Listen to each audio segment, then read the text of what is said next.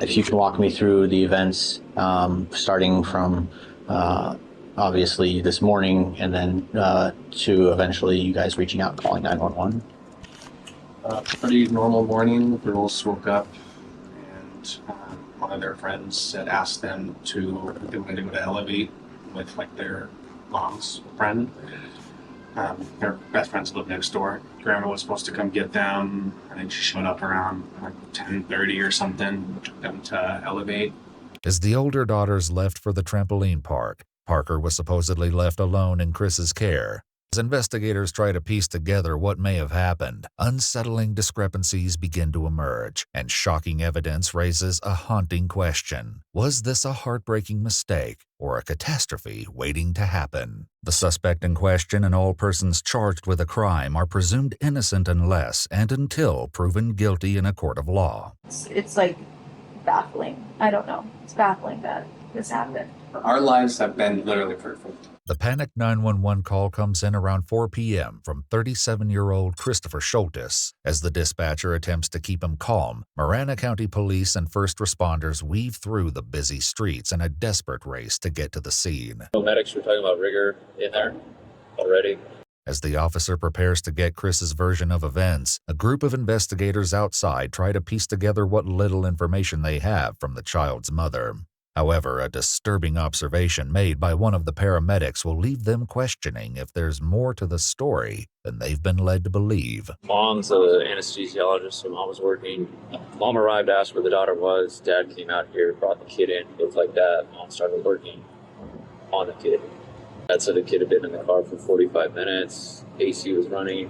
So this car wasn't running when you guys got? No, the car was not running. The medics were talking about rigor in there already. While Parker's physical state upon the paramedics' arrival raises suspicions with the officers outside, Chris begins to explain his version of what happened. My daughters were at Elevate with my friend next door. One burning question still remains: what Chris was doing while Parker was supposedly trapped in the scorching vehicle for over 3 hours. Between 2:30 and then when I came home, what were you doing? Working on laundry. The Office was on TV.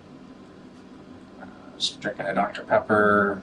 Done a little vacuuming on the stuff in the house. It was just like a lounge around the house day. A search of Chris's phone may shed even more light on his activities at the time. Shockingly, around 2 p.m. while Parker slept in the hot car, Chris may have been browsing for men's clothing and searching for adult videos, raising chilling questions about his priorities and state of mind. So the girls get home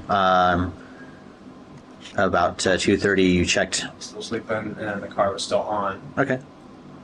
I think it's like every 30 minutes or something that like will turn off if you haven't moved the car. I don't know. I think the lockout period for the car is like 20 minutes if I were to guess. Is that something that's happened before that you've noticed with the car? Or? I've noticed the car stopping before just because I was sitting in it one time and not like having anything going on and it just turns off. So I know that it does that at some point. Crime scene investigators performed a test to replicate this event on Chris's car, and while the exact time varied between each test, the vehicle turned itself off consistently around the 20-minute mark. With enough probable cause to make an arrest, police once again returned to the home on July 12th, just 3 days after Parker's tragic death. Hey, how you doing?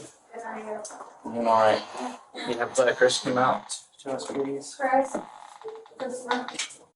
So based off of our investigation at this point, right, we have determined that there's probable cause to go ahead and charge you for what happened.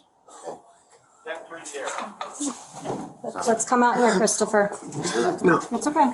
No. Okay. So No. listen. No. Listen. Okay. This doesn't change what's happening. This doesn't change what's going on. Okay.